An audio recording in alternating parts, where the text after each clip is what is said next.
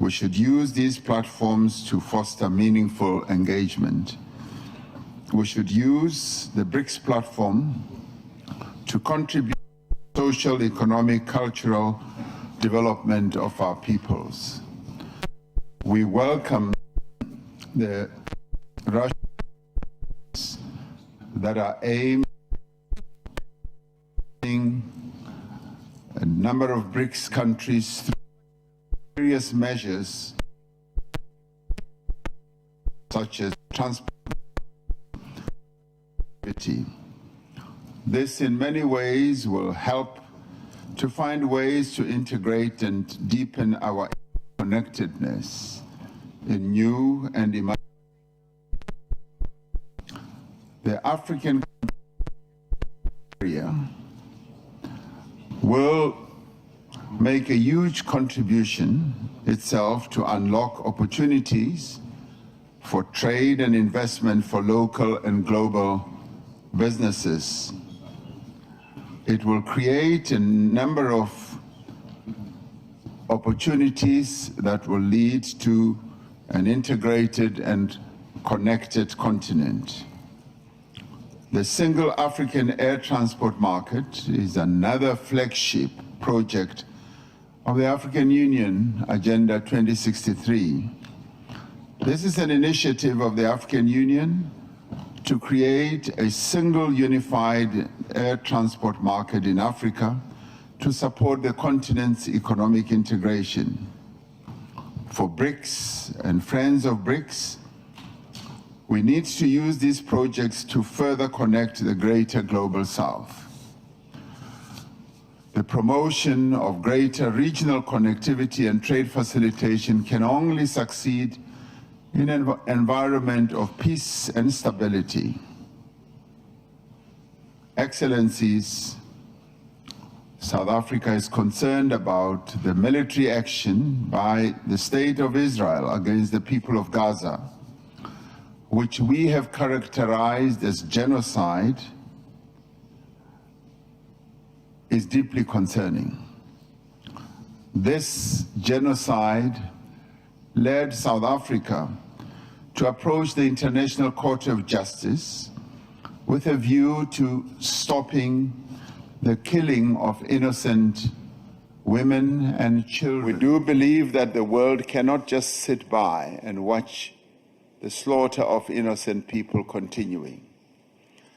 South Africa has been unwavering in its support towards all efforts aimed at the establishment of a viable Palestinian state, existing side by side in peace with Israel, within internationally recognized borders based on the 1967 borders, with East Jerusalem as its capital. And this would be in line with all UN resolutions, international law, and internationally agreed parameters.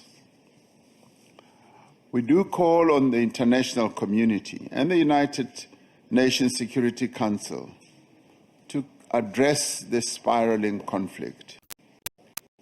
On our own continent, Africa, Sudan enters its second year of horrific conflict and devastation. This is another conflict that the world seems to have forgotten about. The protracted conflicts in the Sahel and Great Lakes regions in Africa persist. We must find lasting solutions to all these conflicts. We must remain committed to the peaceful resolution of all disputes through negotiation and inclusive dialogue.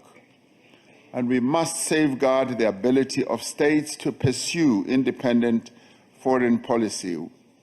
And we must safeguard the multilateral system, because it is the cornerstone of international relations that fosters an environment of peace and development. Existing global institutional mechanisms need to be both strengthened and reformed to play a constructive role in the international peace and security. We cannot allow conflicts just to continue in perpetuity. we do need to find paths to peace. In our quest for a long, interconnected, just and prosperous world, we have the ability to foster an environment of peace through a focus on sustainable development. We must also continue to support nations and peoples who seek to end the cycle of conflict and choose the path of peace. I thank you.